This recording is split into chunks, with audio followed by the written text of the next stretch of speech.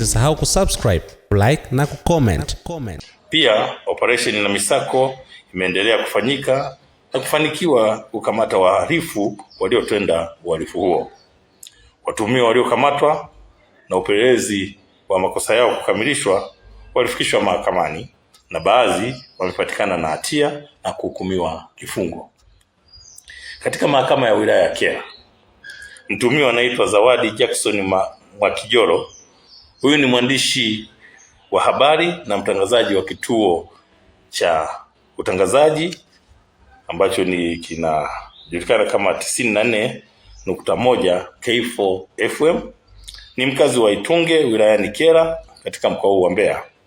Huyu amepatikana na hatia na kuhukumiwa kifungo cha kwenda jela miaka 60 kwa makosa yake aliyokutwa nayo ya kusafirisha dawa za kulevya aina ya bangi vifurushi 142 vyenye uzito wa kilo 155.84. Hukumu hiyo imetolewa na Mheshimiwa Paul Mabura Barnabas Aprili 29 mwaka huu 2026 katika mahakama ya wilaya ya Kyela.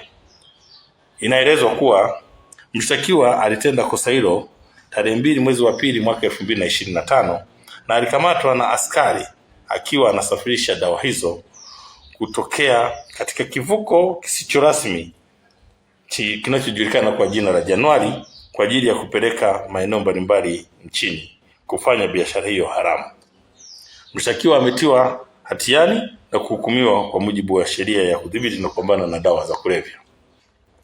Aidha, mtuhumiwa mwingine ambaye anaitwa Yesaya Watson Mwakyoma, huyu mkazi wa Kafundo wilayani Kyela katika mkoa huu wa Mbeya, naye katika mahakama hiyo ya wilaya ya Kyela amepatikana na hatia ya kuhukumiwa kifungo cha jela miaka 30 kwa kosa la kubaka alilotenda dhidi ya mtoto mwenye umri wa miaka 7 ambaye ni mwanafunzi wa darasa la pili.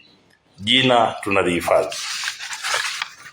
Hukumu hiyo imetolewa na Mheshimiwa Paul Barnabas Aprili 29.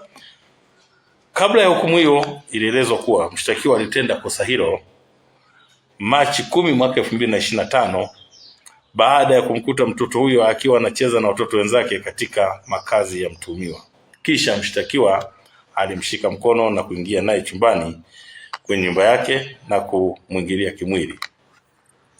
Mwendesha mashtaka wa serikali wakili Brice Case akiwa mahakamani hapo aliomba mahakama kutoa adhabu kali kwa mujibu wa sheria ili iwe fundisho kwa watu wengine wenye tabia kama hizi ili kutokomeza vitendo hivi vya ukatili dhidi ya watoto katika jamii. Ili kwa wa kwanza kupata habari zetu, tafadhali usisahau kusubscribe, like na kucomment.